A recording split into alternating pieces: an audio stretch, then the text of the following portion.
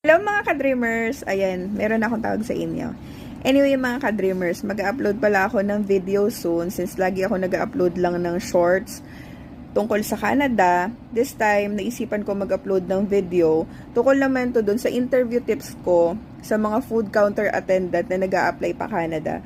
So yun, isi-share ko yung naging process and yung mga interview, yung klase ng interview na naranasan ko. And yun, ginather ko siya.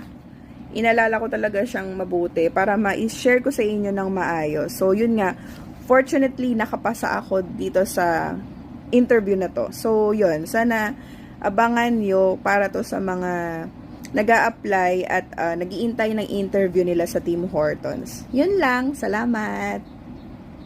Hello mga ka-dreamers! Ayan, meron akong tawag sa inyo. Anyway mga ka-dreamers, mag-upload pala ako ng video soon since lagi ako nag-upload lang ng short